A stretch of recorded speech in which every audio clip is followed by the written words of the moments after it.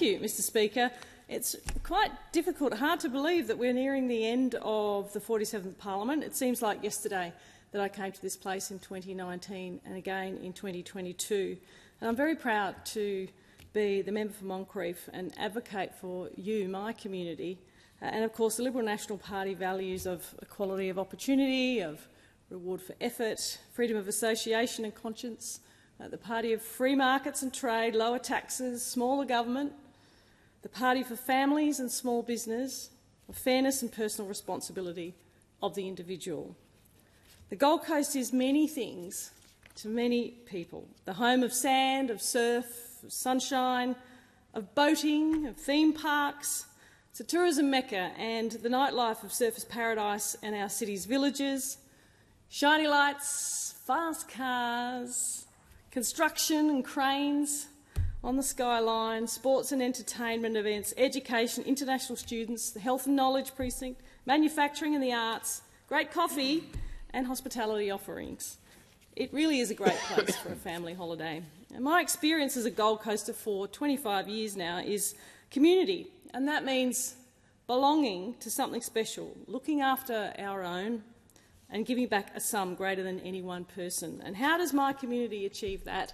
Well, we are the home of the entrepreneur, and entrepreneurs have a generosity of spirit and, of course, the small business capital of Australia. So we give back to those who need help. And I want to thank the many entrepreneurs who give to those in our city. I want to thank many charities and foundations, the Chambers of Commerce also for the work that they do, but those charities who help with food security, with families now who have mortgages and their childcare fees have gone up, everything else that they're paying for has gone up under this government, and there are many charities who are helping out on the ground.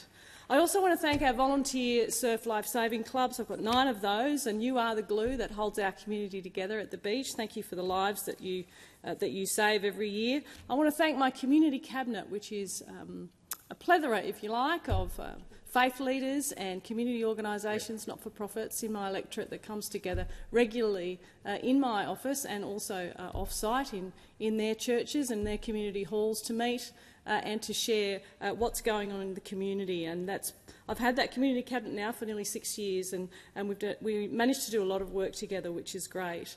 I want to thank the SeaWorld Foundation and Karen Phillips for their support for the Impact Gold Coast Youth Summit. And I have an announcement tonight to all of those young people on the Gold Coast. If you live on the Gold Coast and you're 15 to 24, you can come to the Gold Coast Impact Youth Summit this year, which is on June the 6th and 7th. It's the third one that I've delivered as the Shadow Minister for Youth, but also for my local community, of course. I want to thank the sporting clubs, all of those sports, baseball, AFL, NRL, I mean, this is the Titans and the Suns, Surfers Paradise Baseball Club, netball, pickleball, croquet, tennis, bowls, golf, swimming, skateboarding, BMX. We've got gold medals in every single one of those sports probably on the Gold Coast, because that's where we raise champions on the Gold Coast, there's no doubt about that. I've got 3 RSL sub-branches, my veterans, about 3,500 of them in Moncrieff. I want to thank you for your service, your dedication to our community as well. Our men's sheds, our Rotary clubs, Lions, Apex, Probus.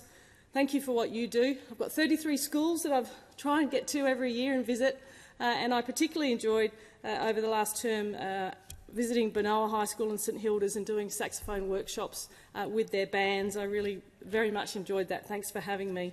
To the multicultural communities in Moncrieff, MFO, GCMCC, TMC, who work so hard with new migrants and our community as well. The Gopio community, the Chinese, the Filipinos, the Indigenous community. Uncle John Graham, thank you for what you do for our community.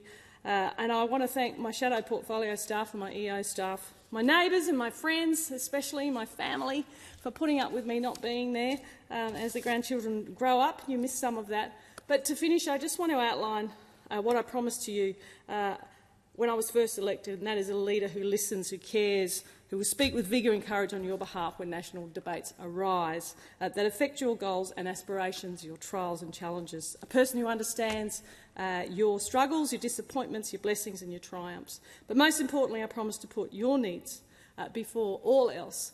That is my pledge to you, and I hope to continue to do that after the next federal election, which is marching forward very quickly, so I can keep fighting for my community and keep fighting to get our country back on track.